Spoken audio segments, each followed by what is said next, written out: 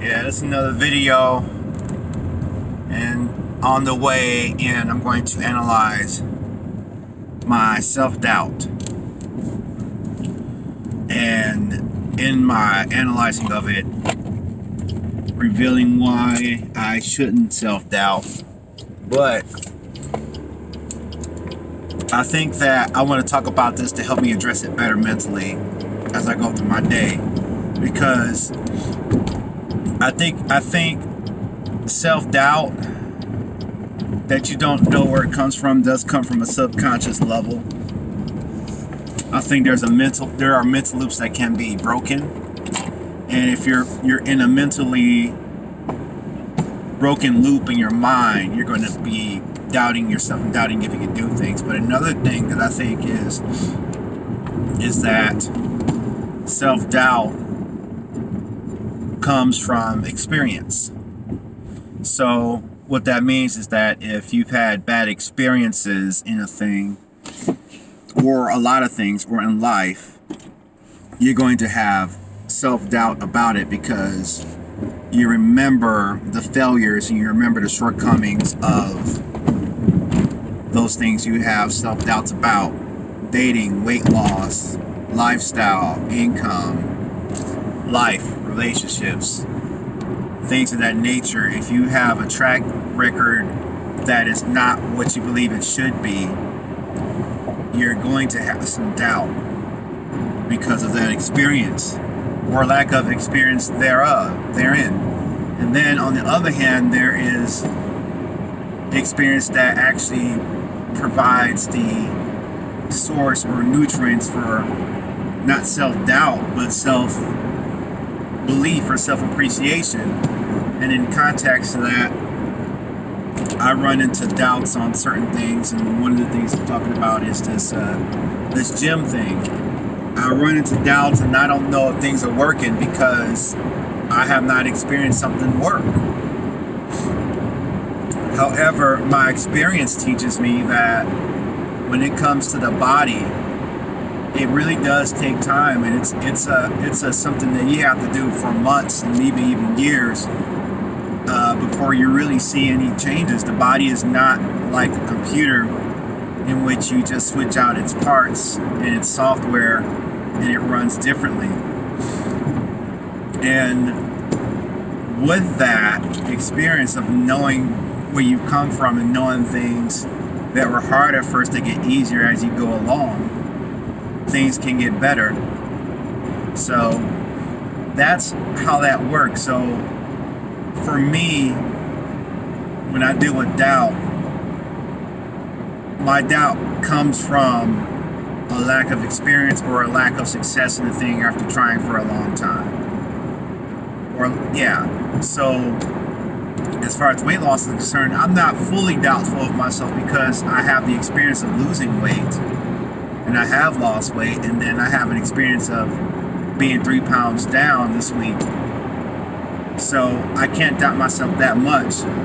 And I think one of the key things to fix doubt is to go experience failures, because it almost seems like to me that there's no such thing as a failure in something, because the initial thing you get is the failure, but what's louder than, or what you kind of miss during your failing, is the experience. What did this failure cost? How did I get this situation? How did this feel? What was the experience? And it's easy to ignore what the experience and what you learned when you're focused on the failure, or the focus or feeling less than because you failed or you didn't achieve the result that you wanted. And so for me, like the gym thing and amongst other things, but I think I'm going to start talking about some other things to document my journey for myself, is that, like for the gym, the first day I went to the gym, I went trembling, but what I've learned from running is the value of an imperfect start, the value of stumbling, the value of not being able to finish that whole interval. Those are such valuable things that eventually lead to mastery or leads to a better experience and lead to a foundation. But you have to be able to live with those mistakes first. You have to live with those bad experiences first, and then you have, on top of that, you have to be prepared to not be afraid to have more bad experience. But every one of those experiences gives you experience, and with that experience, your doubt, self-doubt, and becomes less and less. Like, for instance, from being overweight, I can remember feeling like I was not treated as nicely, and I do have an observation about how people are being treated overweight versus people who are in shape. And I do think that as an overweight person myself, I tolerated a lot more than what I should have over the years. But then I also saw in the churches I worked at that it just seemed like there's more respect given to those who are not as overweight. And maybe even the personalities that the people that were not as overweight exuded got them more respect. But it just seems like to me that there's an innate human thing going on there that we don't talk about, that takes place against people that are overweight.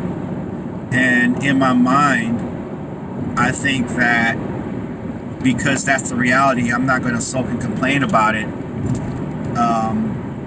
I never liked that reality. I never liked that reality. But in my thinking of that, I wanted to change the narrative for myself and say, okay, well, if that's the reality, then let me switch up my game. If the respect, I want the respect. I want the personality. I want the cockiness. I want the self-confidence, the self-belief that comes with being in shape. Because I see that exuded, and I don't claim that to be a perfection thing. I don't think when you lose weight or people who are not, because I know there are people who are much lower weight than me who still have insecurities and doubts. But I do think the world, humans as a whole, cater to those who are not overweight more. Now, there are exceptions to the rule. Like, I think I remember that situation. I was having a birthday breakfast by myself, and I saw an empty seat in front of me. This was on my birthday, and I was dealing with getting some emission stuff done with the car. And I saw an empty seat in front of me, and I said, I can't let there be an empty seat in front of me anymore. But it ain't because God ain't blessed me, it's because I haven't done the work to put a person in that seat in front of me, and I'm taking responsibility for that as a man. And as I do that, I look at myself and see where are things out of order in my life mentally that creates that reality. And I'm not going to be mad at the world about it. I say get better. Let's get harder. Let's see what we can do. Let's tweak this thing. And that comes from self-confidence. That comes from experience. I think it takes a lot of self-confidence and strength. I think it takes more strength and more self-confidence to look at what your issues are and all that, and then say, all right, I want to deal with that. I want to deal with that. So, and if I'm doing something and I'm facing doubt, okay, now let's see, why am I facing doubt? What is my fears? What is my anxiety? Where is it coming from? And there are certain things that I wrestle with for a long time, trying to understand, okay, where is this doubt coming from? Where is this inefficiency coming? What is the source of this? I'm not into blaming the devil for it. And honestly, I do believe in God, but oftentimes for me, it feels like he leaves things up to me to deal with it. He gave me life, and it's almost like, hey man, I gave you life. Now you do what you need to do. Though I do believe anything is possible. I just believe right now that the reality is that it's up to me to make those changes. It's up to me to go through the stumble. That's just the way the world and reality is laid out.